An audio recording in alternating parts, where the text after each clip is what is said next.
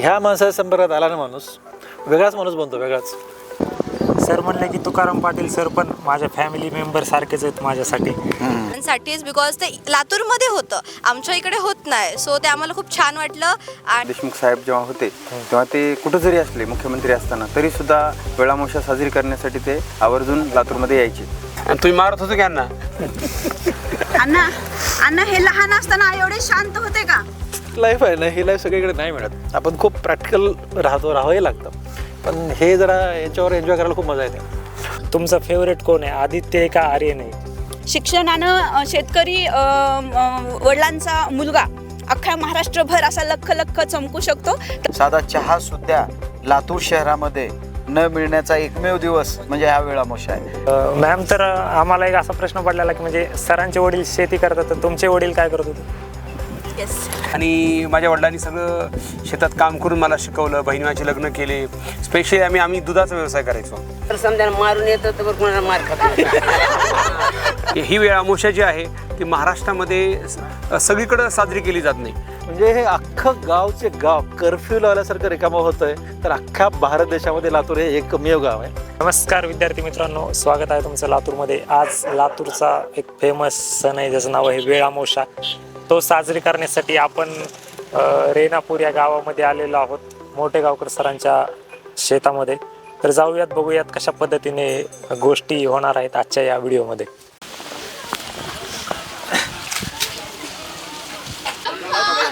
दीपक भैया या ठिकाणी व्हिडिओ बनवताना.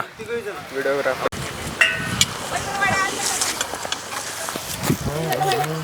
नावनाथ बस की रे. बस युवराज नाही कर.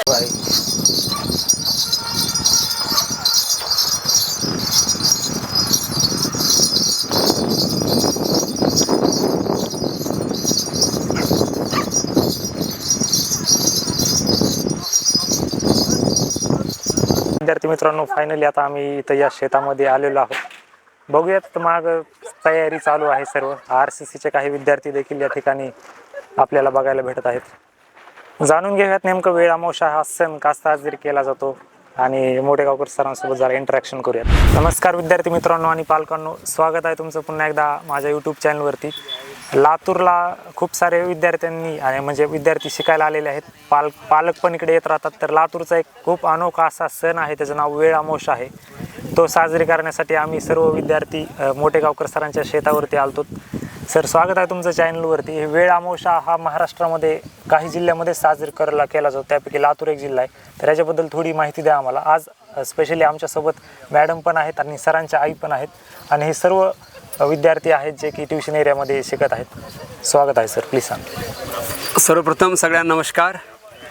विश्वजितच्या चॅनलला खूप खूप शुभेच्छा. वेळ अमावस्या, तसं आपल्या हिंदू धर्मामध्ये अमावस्या म्हणलं की आपण खूप घाबरतो, परंतु या दोन अमावस्या ज्या अशा असतात. पहिली अमावस्या म्हणजे दीपावलीमध्ये अमावस्या, आणि वेळ अमावस्या जी आपण उत्साहाने साजरी करतो. ही वेळ अमावस्या जी आहे ती महाराष्ट्रामध्ये सगळीकडं साजरी केली जात नाही.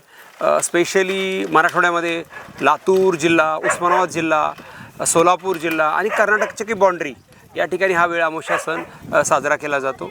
या वेळ अमावस्याचं महत्त्व म्हणजे काळी माता, आपली जी आपण जी आई म्हणतो आपण, धरणी माता, त्या मातेची पूजा जी आपल्याला अन्न उगवून आपल्या सगळ्यांचं पोट भरत असते, त्या मातेची सेवा करावी, त्या मातेसोबत जावं म्हणून आपण साजरे करत असतो. शेतामध्ये कडव्याच्या पेंडीच्या कोप करून मातीचे पांडव करून आणि लक्ष्मी मातेचे पूजन करून ह्या काळी मातेची सेवा केली जाते. तसेच इतके छान छान पदार्थ खाण्यासाठी केले जातात, जे रानमेवा ज्याला म्हणतो आपण, तसं शेतातील फळं तर असतातच, परंतु सगळ्यात महत्त्वाचं आंबील, जी खूप आंबील, भजे, वेगवेगळ्या प्रकारच्या भाकरी, चटणी, वेगवेगळ्या प्रकारच्या भाज्या, ह्या सगळ्या जे आपल्या आहे ते सगळ्या मिक्स करून भाजी केल्या जातात जवळपास. आणि हा आनंद सगळे फॅमिली मिळून आपण शेतात येतो, आपले मित्रपरिवार येत असतो आणि आपण साजरा केला जातो. याचा मेन उद्देश की आपल्या धरणी मातेची सेवा, धरणी मातेचे उपकार मानण्याचा हा दिवस, धरणी मातेचे पूजन करण्याचा हा दिवस हा साजरा केला जातो. येस, मला पालकांना सांगायचं की सर स्वतः एक शेतकरी पुत्र आहेत. त्यांचे वडील शेती करत होते. सर त्या तुमच्या बॅकग्राऊंडबद्दल जरा सांगा ना, म्हणजे तुमचे वडील कधीपर्यंत शेती करत होते, कधी तुम्ही नंतर माझे वडील आम्ही स्पेशली शेतकरी कुटुंबातील माझे वडील पण शेती करतात, माझी आई पण शेती करायची. दोघं बी शेतात काम करून मला त्यांनी शिकवलं. आमचे भाऊ पण शेतात करतात. आम्ही शेतकरी कुटुंब. जसं म्हणजे मला 4 बहिणी, आम्ही 2 भाऊ, आणि माझ्या वडिलांनी सगळं शेतात काम करून मला शिकवलं. बहिणीचे लग्न केले. स्पेशली आम्ही दुधाचा व्यवसाय करायचो. आमच्या अण्णा काय करायचे, आमचं रेणापूर म्हणजे बाजार गाव आहे, तर तिथं समजा छोटे छोटे वासरं जे असतात, जे काठी घेऊन जातात, ते आमच्या अण्णा नदीत थांबायचे, ते विकत घ्यायचे. आणि त्याला आम्ही सांभाळायचो, त्याची गाय करायचो, मग ते दूध काढायचो, विकायचो. असं करून आमचं सगळ्यांचं शिक्षण झालं. बहिणीचे लग्न केले वडिलांनी. आणि म्हणजे शेतकऱ्याकडे कसं असते, खूप पैशाची खूप अडचण असते शिकत असताना, पण वडिलांनी खूप कष्टातून मला शिकवलं. आणि जसं मी कमवतोय, मग तेव्हापासून शेती वडिलांनी बंद केली. म्हणजे ते फक्त आता चक्कर मारतात शेतामध्ये, म्हणजे पांडुरंगाचे निस्सीम भक्त. आणि मग जसं मी कमवतो तसं मग शेताकडं त्यांनी फक्त चक्कर मारतात. पहिलं मग नंतर शेती करायचो. मी एवढं जास्त शेतात काम नाही केलो, परंतु कारण माझ्या वडिलांना सगळ्यात माझीच काळजी जास्त असायची. त्यांना वाटायचं मोठं बरोबर जरा दानगड आहे, ह्यानं काही तर करून खाईल, पण हे मर काय म्हणायची, काय करणार आहे, ह्याला झोप आवरत नाही, ह्यानं काय करतं की, असं म्हणायचे माझे वडील. आणि तुम्हाला असं वाटतं शिक्षणामुळे सगळी क्रांती झाली. शिक्षणामुळे सगळं. कधी कधी वडील मला म्हणतात, कधी कधी चिमटी घे म्हणतात, स्वप्न पडल्यासारखं मला जीवन वाटते, असं वडील माझे म्हणत असतात. आणि आम्ही शेतकरी कुटुंबातील आहोत, म्हणून काळी माती सेवा करण्यासाठी आज स्पेशल लातूर जिल्ह्यात, उस्मानाबाद जिल्ह्यात आणि सोलापूर जिल्ह्याचा काही भाग आज पूर्ण गावामध्ये शुकशुकाट असतो. कुणीच गावात नसते. सगळे शेत शिवार सगळे असे फुल भरलेले असतात. सर्व मित्रपरिवार, आमचे विद्यार्थी सोबत आहेत, त्यांनाही याचा आनंद घेता यावा म्हणून आम्ही सगळे मिळून साजरी करत आहोत. Yes, definitely sir. Thank you. Ma'am पण आपल्यासोबत आहेत. मॅम, तुम्ही काय बोलताल वेळ अमावस्याबद्दल? आपला भारत देश हा विविधतेने नटलेला देश आहे. त्याचंच एक उदाहरण म्हणजे वर्षभर आपल्याकडे खूप सारे सण उत्सव असतात आणि त्याच सण उत्सवामधला वेळामोशा हा एक उत्सव आहे. आपला देश शेतीप्रधान पण आहे आणि खेडेप्रधान पण आहे. तर प्रत्येक खेड्यामध्येचा उदरनिर्वाह हा शेतीवर अवलंबून आहे. आणि शेतीचा शेतकरी राजा, बळीराजा आज निसर्गाचा धन्यवाद मानण्यासाठी हा सण साजरा करतो. आणि ह्या सणाला आपल्या इतिहासाची पण जोड दिलेली आहे. म्हणजे आपलं महाकाव्य महाभारतामधले पांडव अज्ञातवासामध्ये जेव्हा गेले होते तेव्हा ते स्वतःला लपवण्यासाठी खेडेगावांनी शेतामध्ये राहायचे. तर त्या पांडवाचं पूजन हे या दिवशी होतं. आणि सगळ्यात महत्त्वाचं म्हणजे आता हा विंटर सीझन आहे, थंडीचे दिवस आहेत, हिवाळा आहे. तर ह्या हिवाळ्याची थंडी कमी होण्यासाठी हिवाळ्यातली थंडी कमी होण्यासाठी आता ही जी कोप आहे छान सजवलेली शेतकऱ्यांनी, संध्याकाळी ह्या कोपीला पेटवतात आणि अख्खं गाव एका ठिकाणी गोळा होतं. आणि त्याच्यामुळेच इथून नंतरचा जो प्रवास आहे ती थंडी कमी होते आणि गरमी व्हायला सुरुवात होते. अशा पद्धतीनं निसर्गाला उत्तर देण्यासाठी आपला शेतकरी राजा नेहमी तत्पर आहे आणि त्याच्यासाठीच हा सण आपण साजरा करतो. आज हिवाळा जळजळत आहे. मॅम, तर आम्हाला एक असा प्रश्न पडलेला की म्हणजे सरांचे वडील शेती करतात, तर तुमचे वडील काय करत होते? येस, माझे पप्पा पण शेतकरीच होते, पण माझे पप्पा माझे मिलिटरी मॅन आहेत आणि शेती प्लस जॉब असं दोन्ही गोष्टी माझ्या पप्पांनी केलेल्या आहेत. तर तुम्ही ग्रामीण भागातील पालकांना काय ॲडवाईस देऊ इच्छिता? ग्रामीण भागातल्या पालकांना मला विनंती आहे, निसर्ग राजा प्रसन्न झाला तर शेतकऱ्याचं सोनं होतं, पण निसर्गाचा कोप झाला, ओला किंवा वाळा दुष्काळ आला तर शेतकऱ्यावर खूप मोठं संकट ओढावतं. तर सगळ्या शेतकऱ्यांच्या विनंती आहे की आपल्या पाल्याला सुशिक्षित करा, कारण शिक्षणानं क्रांती घडते. शिक्षणानं शेतकरी वडिलांचा मुलगा अख्ख्या महाराष्ट्रभर असा लख लख चमकू शकतो. तसा तुमचा पाल्य चमकवण्यासाठी मुलांना शिक्षण द्या आणि त्यांना त्यांचं फ्युचर मोठेगावकर सरांसारखंच ब्राईट होण्यासाठी संधी द्या. येस सर, मगाच्या जरा मी पाहतोय म्हणजे सरांची आई आपल्यासोबत आहेत. आल्यापासनं आईंचं एकच म्हणणं आहे की प्रत्येकजण इथं जिथं काम करतोय सर, ते घोडावाला असेल, ते फोटोवाले आपले भैया वगैरे, प्रत्येक जणाला आई असं म्हणतात की ते राहू दे का, मग आधी जेवण कर.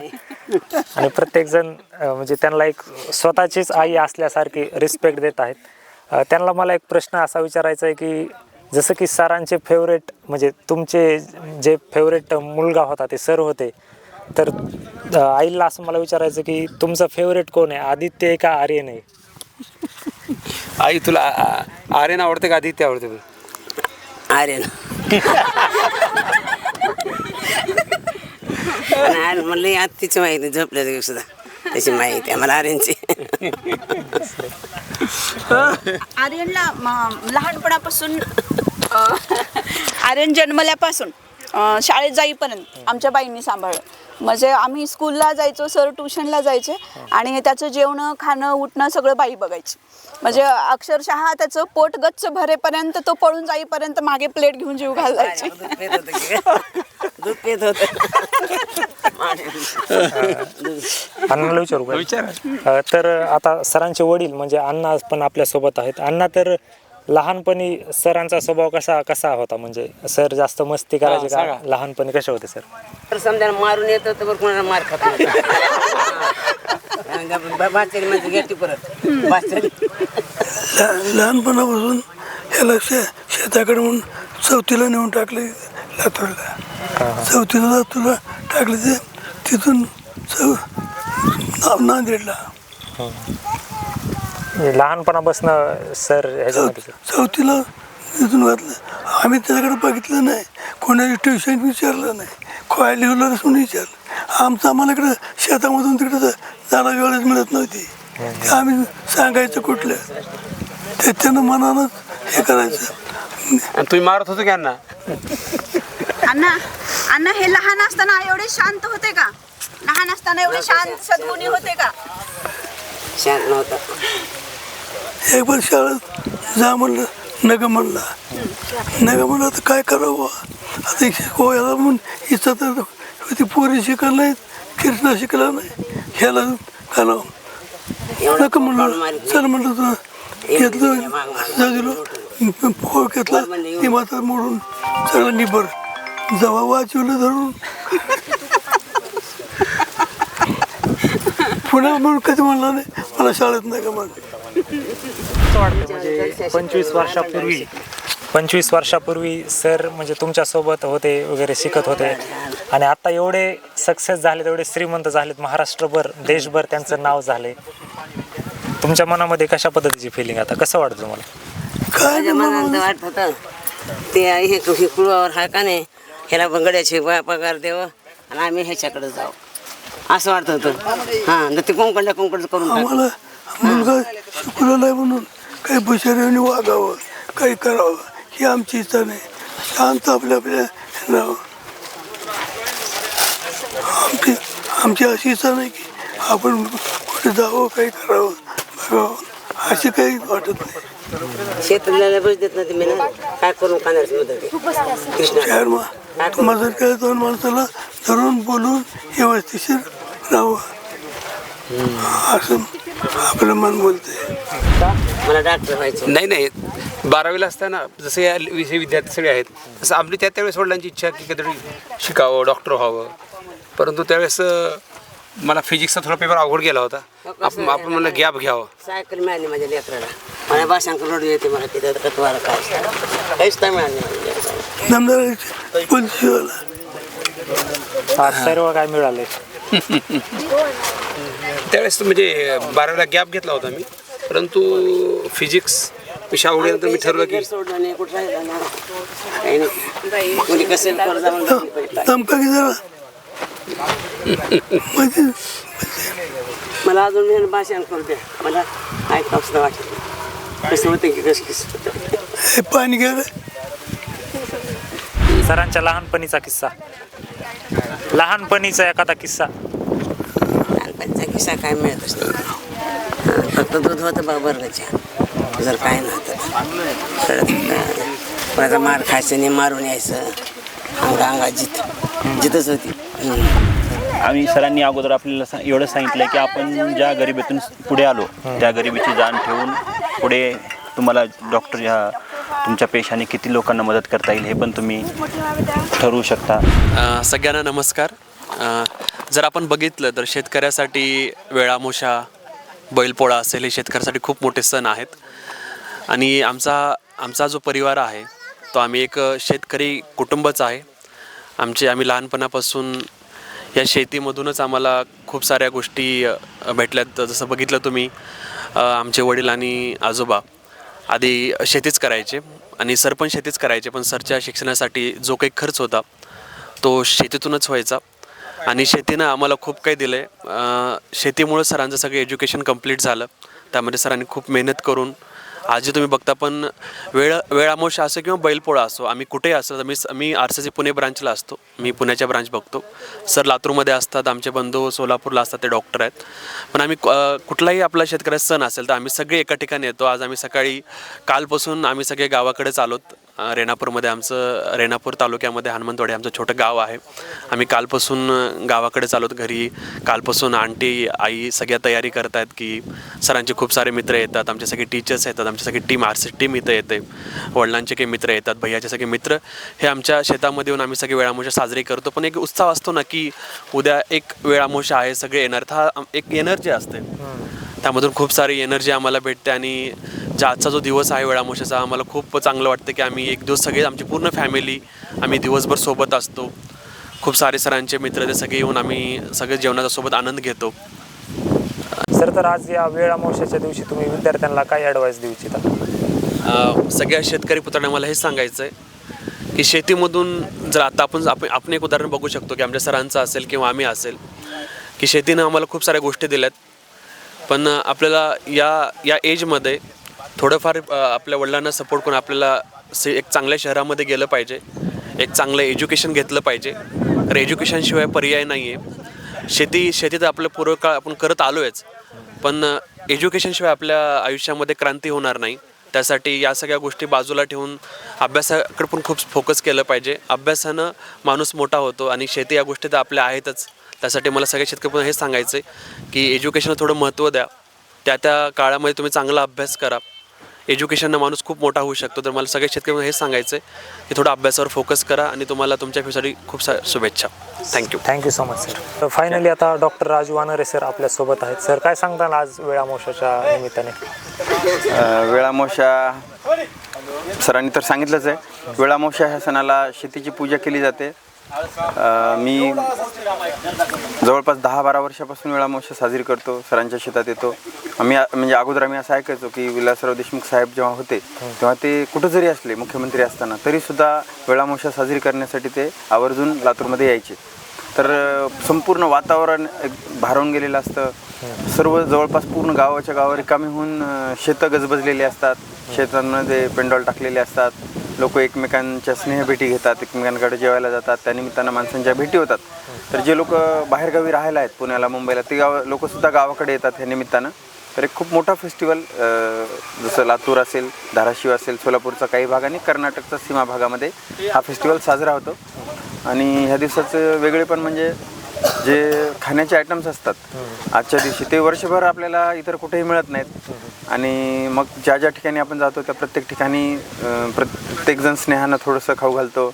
असं म्हणजे म्हणतात ह्या भागात की ह्या एका दिवसासाठी माणसाचं पोट मोठं होतं. कितीही वेळा माणूस जेवलं तरी पण पोट भरत नाही. तर खूप आनंदाचं वातावरण असतं. म्हणजे आता मलाही एवढी सवय झाली की कालच्या दिवसापासूनच मला आता कधी एकदा जातो शेतामध्ये, कधी एकदा हे वातावरण अनुभवतो, असं झालं होतं.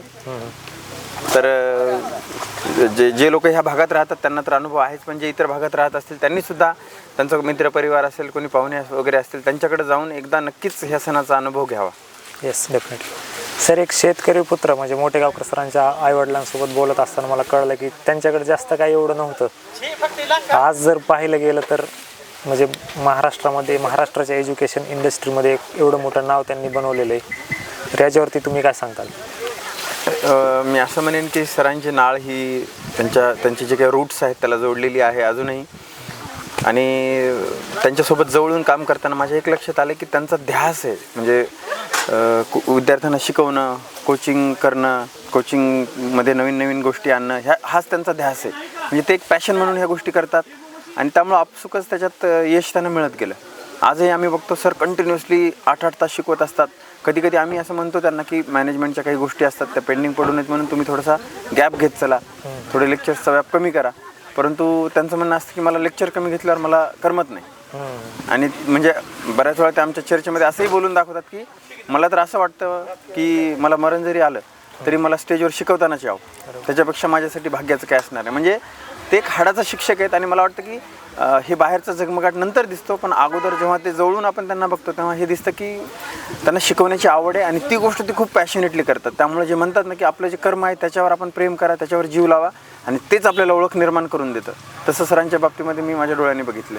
Yes, definitely. तर विश्वजित हा लातूर पॅटर्नचाच विद्यार्थी आहे. त्याला लातूर पॅटर्नमध्ये विद्यार्थ्यांच्या काय अडचणी येतात त्याने स्वतः अनुभवलेल्या आहेत आणि मागच्या 2-3 वर्षापासून तो एक यूट्यूबर म्हणून, एक अभ्यासक म्हणून ह्या एरियामध्ये असतो. मुलांसोबत संवाद साधत असतो, पालकांशी संवाद साधत असतो आणि विद्यार्थी पालकांचे बरेच प्रश्न तो परखडपणे मांडतही असतो.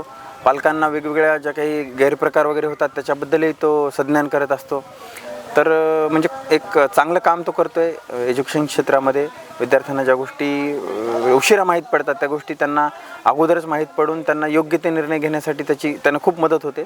तर हे जे तू काम करतोयस विश्वजित, तुला ह्या कामासाठी खूप खूप शुभेच्छा. तुझ्या कामाचा व्याप अजून वाढावा, तुझं चॅनल खूप मोठं व्हावं, तुला याच्यासाठी खूप खूप शुभेच्छा. Thank you so much sir. आणि सर गेले 6-7 महिने झाले आम्ही आता ग्रामीण भागातील जेवढ्या स्कूल्स आहेत तिथं पण मी विजिट करून तिथल्या प्रिन्सिपलसोबत बोलून वगैरे विद्यार्थ्यांना लातूर पॅटर्नबद्दल माहिती देत आलेलो आहे. आणि आता आम्ही खूप गतीने ते काम चालू केलेलं आहे सर. अरे वा, खूप छान खूप छान. म्हणजे मी तेच म्हणालो की तुझ्या कामाचा व्याप अजून वाढावा. आपण सध्या जे कोचिंग एरियाबद्दल वगैरे बोलतोय तर स्कूल्स याव्यात, त्याच्यात कॉलेजेस यावेत, त्याच्यात मेडिकल कॉलेजेस यावेत, पुढच्याही गोष्टी त्याच्यात याव्यात. तुझं चॅनल खूप वाढावं. परत एकदा तुला खूप खूप शुभेच्छा. Thank you so much sir. ठिकाणी काही RCCच्या विद्यार्थिनी आलेल्या आहेत वेळ अमावस्या साजरी करण्यासाठी. इंट्रोडक्शन द्या तुमचं आणि काय सांगताल वेळ अमावस्याबद्दल शॉर्टमध्ये. माझं नाव कादंबरी राजेंद्र आव्हाड. मी 12th आहे आणि मी नाशिकवरून आलेली आहे. माझं नाव आर्या अजित पवार. मी मुंबईची आहे आणि मी इकडे 12th आहे. मी श्रावणी सचिन कोळेकर. मी 12th आहे. मी कोल्हापूरवरून आलेली आहे.